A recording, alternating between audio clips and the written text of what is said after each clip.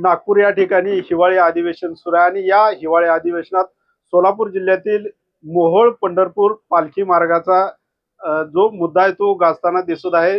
या अधिवेशनात मोठे गंभीर आरोप करण्यात आलेले आहेत. सुषमा अंधारे यांनी पत्रकार परिषद घेऊन या पेणूर गावातील शिवसेनेचे जिल्हाध्यक्ष चरणराज चौरे असतील, भाजपाचे माने असतील यांच्यावर गंभीर असे आरोप केलेले आहेत. त्यानंतर काल काँग्रेसचे नेते विजय वडेट्टीवार यांनी देखील अधिवेशनात हा मुद्दा उपस्थित केला आणि गंभीर असे आरोप केलेले आहेत. जवळपास 1.5 किलोमीटरच्या एरियात 110 कोटी रुपये खर्चण्यात आले असल्याचं त्यांनी म्हटलं आहे. नेमकं हे प्रकरण काय? आपल्यासोबत शिवसेनेचे जिल्हाध्यक्ष चरणराज चौरे आहेत. गंभीर असे आरोप केले आहेत, तर काय उत्तर असेल? आपण पाहिलं असेल त्या ठिकाणी त्यांना काल नागपूर येथे अधिवेशनामध्ये पेनोरी हे नाव घेता आलं का? तालुक्याचं नाव माहिती आहे का? चंद्रपूर कुणीकडे आहे, पंढरपूर कुणीकडे आहे, मोहोळ कुणीकडे आहे, पालखी महामार्ग कुठं आहे ह्याची तर माहिती घ्यावी. किती किलोमीटरचा रस्ता आहे माहिती घ्यायला पाहिजे. पेनूर गावातून किती किलोमीटर हद्दीतून गेलेला रस्ता माहिती घ्यायला पाहिजे. पूर्ण जे या ठिकाणी बाधित झालेले शेतकरी आहेत त्यांना एकूण मोबदला किती दिलाय माहिती घ्यायला पाहिजे. या ठिकाणी आपण पाहिलं असेल सुषमाताई अंधारे यांनी सांगितलं 1400 कोटी. आता हे काल म्हणतात अधिवेशनामध्ये 110 कोटी. रस्ता सांगतात 1.5 ते 2 किलोमीटर. सुषमाताई सांगतात 2.5 किलोमीटर मध्ये. यांनी सांगतात एकूण रस्ता आहे 49 किलोमीटर. सुषमाताई म्हणतात 59 किलोमीटर. म्हणजे नेमका रस्ता किती आहे यांचं कुठल्याही पद्धतीची ह्यांना पार्श्वभूमी ह्या ठिकाणची माहिती नाही. त्यांनी त्या पद्धतीने माहिती घेतलेली नाही आणि चुकीच्या पद्धतीने ह्या ठिकाणी कुणीतर राजकीय हेतून माहिती पुरवलेली त्या मांडत बसण्याचा एक विरोधक म्हणून त्यांनी त्यांचं काम केलेलं आहे. परंतु तशी ह्या ठिकाणी कुठलीच पार्श्वभूमी नाही. आपण जर पाहिलं तर ते म्हणतात आमच्या जसे पुरावे आहेत, कागद आहेत, ते विधानसभेत अधिवेशनादरम्यान दाखवत देखील होते आणि आकडेवारी देखील सांगत होते. त्या आकडेवारीत कितपत तथ्य आहे? या ठिकाणी 1% त्यामध्ये कुठल्या गोष्टीत तथ्य नाही. कारण का तर मी या ठिकाणी 2018 पासून ह्या नॅशनल हायवेचा मी पूर्णपणे त्यामध्ये अभ्यास केलेला आहे. मी त्यामध्ये माझ्या शेतकरी बांधवासाठी हजारो वेळा त्या ठिकाणी मी प्रांत कार्यालय असेल, तहसील कार्यालय असेल, भूमी अभिलेख असेल, कृषी असेल, बांधकाम विभाग असेल, परत आपले कलेक्टर अधिकारी साहेब असतील, ह्यांना सगळ्यांना मी भेटलेलो, नॅशनल हायवेला भेटलेलो आहे की माझ्या शेतकऱ्यांना जास्तीत जास्त मोबदला देण्यासाठी या ठिकाणी आंदोलन केलेलं आहे त्यावेळेस. परंतु कुठल्याही गोष्टीचं ह्यामध्ये तथ्य नाही. यांचा एकच गैरसमज आहे की या ठिकाणी शेतकऱ्यांना रिपीट पैसे कसे जमा झाले. खरं तर ह्या ठिकाणी शेतकऱ्यांना कसा अवॉर्ड हा एका टायमिंगला झालेला नाही. या ठिकाणी जमिनीचा अवॉर्ड झाला, त्या ठिकाणी विहीर बोर याचा अवॉर्ड वेगळा झाला, त्या ठिकाणी पाईपलाईनचा अवॉर्ड वेगळा झाला, फळझाडाचा अवॉर्ड वेगळा झाला. असे अवॉर्ड वेगवेगळे होत गेले आणि वेगवेगळे पैसे जमा होत गेले. ह्या ठिकाणी एकच वेळा या ठिकाणी जर अवॉर्ड झाला असता आणि एकच वेळा अशी सगळी रक्कम मिळाली असती तर ह्यांचा जे आज होतोय गोड गैरसमज तो गैरसमज ह्यांचा झाला नसता. आणि ह्या ठिकाणी त्यांना आमच्या गावातल्याच काही जणांनी जाऊन त्या ठिकाणी त्यांची फसवणूक केलेली आहे. मी सांगितलोय की या ठिकाणी सुषमाताई अंधारे मारुती मानेवर 420 चा गुन्हा दाखल करणार. मी सुषमाताईला भेटणार आहे, मी वडेट्टीवार साहेबांना भेटणार आहे, या ठिकाणची पार्श्वभूमी सगळी सांगणार आहे आणि मी त्या ठिकाणी त्यांच्या कोणतर माणसाला बोलवून घेणार आहे की हा रस्ता 9 किलोमीटर पेनूर मधून गेलेला आहे. 9 किलोमीटर मध्ये आमचे शेकडो शेतकरी या ठिकाणी बाधित झालेले आहेत. पहिला रस्ता 30 फुटाचा होता, आता रस्त्याचे ॲक्वायरेशन 145 फूट झालेलं आहे. कॅनेल आमच्या इकडं पश्चिमेकडून पूर्ण सगळ्या पाईपलाईनी ह्या रस्त्यावरून जवळजवळ 8, 5, 3, 4, 2 किलोमीटर अशा पाईपलाईनी हवेच्या कडून त्या ठिकाणी गेलेल्या होत्या. परंतु काय पाईपलाईनी रस्ता क्रॉस झालेल्या होत्या. ह्या ठिकाणी आमचं पूर्ण क्षेत्र त्या कॅनेलवरून या ठिकाणी बागायत होतं आणि एवढं मोठं गाव, एवढं मोठं हजारो हेक्टर जमीन या ठिकाणी वलिताखाली आहे, बागायत आहे. जवळजवळ 70-80% पेनूर हे गाव बागायत आहे त्या कॅनेलवरून. पाईपलाईनमुळे कॅनेल गेल्यामुळेच या ठिकाणी बागायत आहे ना. तर त्या ठिकाणी तशी कुठल्याही पद्धतीने चुकीच झालेलं नाही. त्यांचा गैरसमज झालेला आहे. आणि ती अवॉर्ड जे झालं 2-2, 3-3 वेळा JMR त्या ठिकाणी तयार झाले त्यामुळे त्यांचा गैरसमज झालेला आहे. परंतु ज्या बाधित झालेला आहे तेवढ्या ज्या घटकाचं त्या ठिकाणी जमिनीमध्ये घटक कुठले होते, फळझाडं असतील, पाईपलाईन असेल, विहीर असेल, बोर असेल, बांधकाम असेल, असं जे होतं त्याला त्या ठिकाणी देण्याचं काम त्या ठिकाणी झालेलं आहे. अनेक उर्वरित आमचे राहिलेले शेतकरी या ठिकाणी बांधव, काही जणांचा जमिनीचा मोबदला राहिलाय, काही जणांचा बांधकामाचा राहिलाय, काही जणांचा पाईपलाईनचा राहिलाय, काही जणांचा विहिरीचा राहिलाय. जोपर्यंत ते पैसे मिळत नाही तोपर्यंत आम्ही आमचा लढा चालू ठेवणार आहे. या ठिकाणी ह्या मारुती माने ह्या नालायक माणसामुळं आमच्या हजारो शेतकऱ्याचं नुकसान ह्या ठिकाणी झालेलं आहे. हजारो शेतकऱ्याचा त्या ठिकाणी पैसे मोबदला मिळायचा थांबलेला आहे. परंतु ह्या ठिकाणी राहिलेल्या उर्वरित शेतकऱ्याला जोपर्यंत पैसे मिळत नाहीत तोपर्यंत आम्ही थांबणार नाही. आम्ही लवादामध्ये जाऊ, आम्ही कोर्टात जाऊ, परंतु ह्या शेतकऱ्याला आम्ही त्यांचा मोबदला 100% मिळवून देऊ. परंतु या हा जो पालखी मार्ग गेला तर या रस्त्याचे जे कडेने किंवा या रस्त्यासाठी अनेक शेतकऱ्यांची जमीन गेली, त्यांना देखील विहिरीचे, बागेचे किंवा घराचे वगैरे पैसे मिळाले असतील. परंतु रमेश माने असतील भाजपचे आणि तुम्ही शिवसेनेचे जिल्हा अध्यक्ष, तुमचे फोटो दाखवताना दिसत आहेत, तुमच्यावर आरोप करण्यात येतात. हे राजकीय हेतून होत आहे असं वाटतं का? आणखीनही शेतकऱ्यांना यात पैसे मिळाले आहेत, त्यांची कुठे नावे दिसत नाहीत.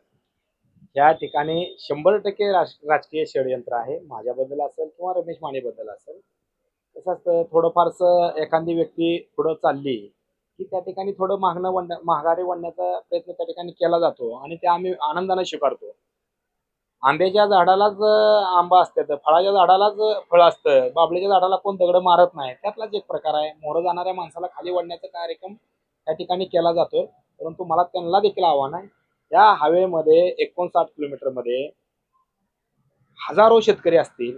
ते हजारो शेतकरी काय फक्त शिवसेनेचे नाहीत, फक्त भाजपाचे नाहीत किंवा उबाटाचे नाहीत, काँग्रेसचे नाहीत. यामध्ये सर्व पक्षाचे काही पदाधिकारी असतील, काही कार्यकर्ते असतील, काही मतदार असतील त्यांचे. परंतु ह्या मोबदला देत असताना कुठल्या पक्षाकडे बघून कोणाकडे बघून दिला नाही. ज्यावेळेस मोबदला दिला त्यावेळेस मुख्यमंत्री कोण होते? उद्धव साहेब ठाकरे. आता काल वडेट्टीवार साहेब ठो ठो ठो ठो तिथं बोंबलत होते अधिवेशनात, तर त्यावेळेस ते महसूल मंत्री कोण होते? थोरात साहेब. जरा जनाची नाही मनाची तर लाज वाटायला पाहिजे आपल्याला की आपल्याच पक्षातला ज्या वेळेस या ठिकाणी महसूल मंत्री आहे त्याच महसूल मंत्र्याला विचारायचं ना, त्याला जाब विचारायची की तुझ्या काळामध्ये ही झकमारी केलेली आहे तर कशा पद्धतीने केली त्याला विचारायचं वडेट्टीवारांनी. का तुम्ही आताच्या मंत्र्यांना दोष देणार आहे? ज्याने गुन्हा केलाय, ज्याने ज्याच्या काळात झालाय त्याला विचारलं पाहिजे ना. का त्याने गुन्हा केला म्हणजे त्याचा विषय संपला? का येणाऱ्या कोण नवीन येईल त्या माणसानं त्या ठिकाणी हे करायचं का? अशा पद्धतीने झालेला आहे. त्यांना कुठल्याही गोष्टीची पार्श्वभूमी माहिती नाही. अतिशय खोट्या पद्धतीने ही मारुती माने नावाचे अवलाद आमच्या पेनूरमध्ये नालायक अवलाद या ठिकाणी आहे. त्या अवलादेने या ठिकाणी चुकीच्या पद्धतीने माहिती देऊन सुषमाताई अंधारेला फसवलंय, वडेट्टीवार साहेबांना फसवलंय. परंतु मी ह्या दोघांना देखील मी भेटणार आहे आणि जाऊन मी स्वतः त्या ठिकाणी चर्चा करणार आहे. आम्ही जर त्यामध्ये दोषी असेल तर आम्ही कारवाईला समोर जायला आमची तयारी आहे. त्या ठिकाणी काही देखील नाही. फक्त बदनामी चरणराज चौरे यांची कशा पद्धतीने केली जाईल. चरणराज चौरे विकासाच्या माध्यमातून लोकांच्या सर्वसामान्य जनतेच्या कामाच्या माध्यमातून चरण चौरे थांबायला तयार नाही, ऐकायला तयार नाही. तर ह्यांना कुठल्या तर पद्धतीनं त्याची बदनामी करून त्याला कसं थांबवता येईल ही त्या ठिकाणी करण्याचं काम या ठिकाणी राजकीय षडयंत्रातून केलेलं आहे. आपण गेल्या अनेक दिवसापासून पेनूर जिल्हा परिषद गटात काम करत आता लोकांचे ज्या अडीअडचणी आहेत त्याला त्यांचे ज्या अडीअडचणी आहेत ते सोडवताना दिसत आहेत. रस्ते असतील, पाणी असतील किंवा काल परवाच पाटकुलमध्ये आपण लोंढे परिवाराचा जे आकस्मिक मृत्यू झाला त्यांना देखील मदत केली. तर आपण जे काम करत आहात ते कुठेतरी विरोधकांना खटकते का? त्यामुळेच आपल्याला टार्गेट केलं जाते. 100% त्यामुळं केलं जातंय. या ठिकाणी तुम्ही म्हणता की लोंढे परिवाराचा खरं तर अत्यंत दुर्दैवी घटना त्या ठिकाणी आपल्या पाटकुली येथे घडली. त्या लोंढे परिवाराच्या घरातील त्या मुलाची आई, त्या मुलाचा वडील आणि त्या मुलाचा भाऊ एका टायमिंगला 3 जणांचा शेततळ्यात पडून मृत्यू झाला आणि एक 8 वर्षाचं बाळ त्या ठिकाणी जिवंत राहिलं. फक्त खरं तर अशी घटना वैऱ्यावर देखील येऊ नये अशा मानणारा एक मी कार्यकर्ता आहे. परंतु मी त्यांना फुलाची पाकळी त्या ठिकाणी मदत केलेली आहे आणि देखील त्या मुलाला एकनाथजी शिंदे साहेबांकडून किंवा आमच्या शिवसेना पक्षाकडून जे जे काय करता येईल ते आम्ही त्या ठिकाणी त्यांना मदत करून त्याचं पूर्ण शिक्षण होईपर्यंत त्या ठिकाणी आमचं जवळून त्याच्यावर लक्ष असणार आहे. त्यामुळे त्यामध्ये काहीच विषय नाही. एक मदत केली म्हणजे ते मी अशा गोष्टीला जर आपण मदत करत नसेल तर आपल्या जन्मात येऊन काय उपयोग आहे? कारण का तर अशा लोकांना साथ देणं, अशा वेळेस त्यांच्या पाठीशी उभा राहणं, त्यांच्या जवळ जाऊन बसणं, त्यांच्या खांद्यावर हात टाकणं, त्यांना सामावून घेणं, त्या गोष्टीमध्ये अतिशय मला रस आहे. कारण का मी बी एक सर्वसामान्य कुटुंबातून आलेला आहे, एक गरीब कुटुंबातून आलेला आहे आणि त्या ठिकाणी लोंढे परिवाराला 1 गुंठात स्वतःची राहायची जागा नाही आणि आज त्या अनाथ बाळानं त्याचे आजोबा आणि आजी आहेत त्या बाळानं कसं शिक्षण घ्यायचं.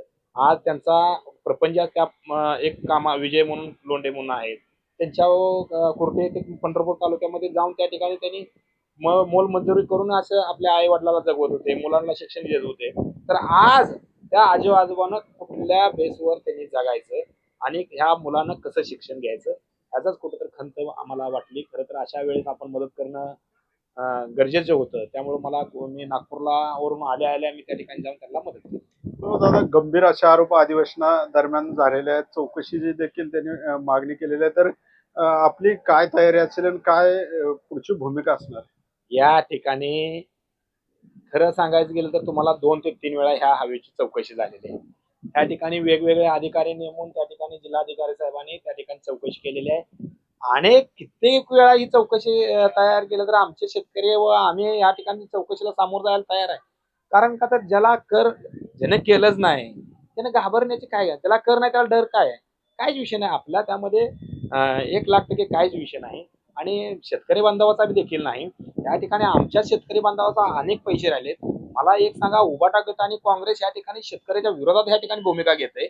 चरण चौरे म्हणून घेऊ द्या, आमचं काय मत नाही. रमेश माने म्हणून घेऊ द्या, काय मत नाही. परंतु तुम्ही 59 किलोमीटर मधल्या शेतकऱ्यावर आरोप करताय. राजकीय हेतून आमच्यावर षडयंत्र करा, तर माझ्या मायबाप जनतेवर, माझ्या सर्वसामान्य शेतकऱ्यावर करू नका ना. चरण चौऱ्यावर करा 10 वेळा, एकट्यावर करा, तर माझ्या शेतकऱ्यावर तुम्ही कशा करताय? मग तुमची भूमिका काय आहे शेतकऱ्यावर? महाराष्ट्रातल्या शेतकऱ्याबद्दलची तुमची भूमिका काय आहे? विरोधातच आहे ना. तुम्ही आज हा जर हवे तुमच्या मतदारसंघातनं त्या वडीलवार साहेबाच्या मतदारसंघातनं गेला असता तर त्यांनी ह्या शेतकऱ्याला पैसे देऊन मिळवून देण्यासाठी भांडलेले नसते, रस्त्यावर उतरले नसते. उलट डबल द्या, चौपट द्या, पाचपट द्या म्हणून भांडले असते. परंतु ह्या ठिकाणी आपल्या मतदारसंघातलं नाही तर चला जाऊ द्या, त्यांचा लावू कार्यक्रम. आपल्याला काय करायचं? सरकारच्या विरोधात बोलायचं आहे. बरं, आपल्याच त्या ठिकाणी महसूल मंत्र्यानं शान खाल्लंय त्यावेळेस ही कोण सांगणार? त्यांना कळत नाही का किती सालचा हे विषय आहे, कधी झालेला आहे ही रस्ता, त्या ठिकाणी मोबदला किती किती साली दिलेला आहे, ही तर पाहणी करावं ना निदान. कमीत कमी ठीक आहे, तुम्हाला किलोमीटर किती आहे माहिती नाही, तुम्हाला गाव कुठला आहे माहिती नाही, तुम्हाला कायच माहिती नाही, फक्त तुम्हाला चरणराज चौरे दिसतोय, तुम्हाला रमेश माने दिसतोय, हे ठीक आहे. परंतु त्याची माहिती तर घ्या ना, पार्श्वभूमी तर त्या ठिकाणी बघावी. आणि मी खरं सांगेन की शेतकऱ्याचा उग्र कांगवा आणणारं उबाटा गट आणि काँग्रेस सरकार या ठिकाणी दिसतंय आपल्याला. आणि नाटकी ढोंगेपणा शेतकऱ्याबद्दल आणणारा माणूस या ठिकाणी वडेट्टीवार साहेबांनी आणि सुषमाताईंनी केलेला आहे. उद्धव साहेब ठाकरे म्हणतात की माझ्या शेतकऱ्याला अनुदान मिळालं पाहिजे, माझ्या शेतकऱ्याला नुकसान भरपाई मिळाली पाहिजे. मग तुम्ही काय केलं? आज एकीकडे सुषमाताई अंधारे, इकडे शेतकऱ्यांना मिळालेला हजारो शेतकऱ्याचं म्हणतात की ह्या ठिकाणी चुकीच्या पद्धतीने मिळालाच करा, तुम्ही माहिती घेऊन करा ना. आज चरण चौरे म्हणून एकट्यावर केलं असतं तर मला मान्य होतं आणि मी त्या कुठल्याही गोष्टीला जायला समोर मी तयार आहे ना. मी इथंच बसलेलो आहे, कधी बी कुठं बोलवल तिथे मी जायला तयार आहे. माझी काय मला काय अडचण नाही. परंतु ह्या ठिकाणी ज्या शेतकऱ्याला पैसे मिळाले नाहीत त्या शेतकऱ्याला पैसे मिळाले पाहिजे. ज्याचा मोबदला राहिला त्याला मोबदला मिळाला पाहिजे. त्या ठिकाणी 90%च्या आसपास शेतकऱ्यांना पैसे मिळाले, राहिलेले 10% शेतकऱ्यांना देखील त्यांच्या घटकाचा मोबदला मिळाला पाहिजे. ह्या भूमिकेमध्ये मी आणि कायम माझी भूमिका अशीच राहणार आहे. उर्वरित शेतकऱ्याला पैसे मिळवून देण्याची भूमिका ही माझी चरणराज चौरे एक शिवसेनेचा जिल्हा प्रमुख म्हणून राहणार. आपण हे उद्या आपल्यासोबत शिवसेनेचे जिल्हाध्यक्ष चरणराज चौरे यांच्यावर गंभीर असे आरोप केलेत. परंतु हा जो मोहोळ ते पंढरपूर पालखी मार्ग झालेला आहे यामध्ये अनेक शेतकऱ्यांच्या जमिनी गेलेल्या आहेत आणि त्यांचा मोबदला देखील आणखीन त्यांना मिळाला नसल्याचं यांचं म्हणणं आहे. आणि तो मोबदला मिळवून देण्यासाठी आम्ही प्रयत्न करू. जो सरकार समिती नेमल त्याला चौकशीला आम्ही सामोरं देखील जावं असं त्यांनी म्हटलेलं आहे. BC न्यूजसाठी अशोक कांबळे, सोलापूर.